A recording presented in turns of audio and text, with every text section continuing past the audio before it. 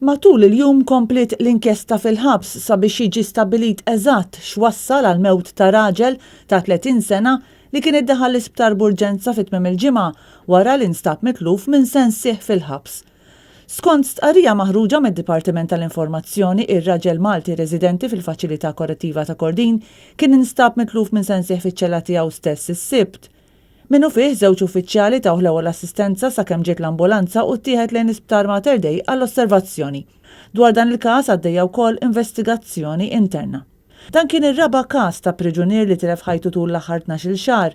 F'Diċembru li għadda fi żmien ġimgħa mietu żewġ priġunieri, wieħed instab mejt fiċ-ċella tiegħu u l-ieħor kien iddaħħal l-isptar Mater Dei wara li kien ħassu ħażin fiċ-ċella biex tilef ħajtu aktar tard l-isptar. F'Marzu raġel ta' 39 sena nstab mejjed f'Kordin.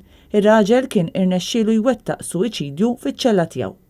Fil-każi l-oħra baqa' mhux magħruf x'wassal għal dawn l-imwiet.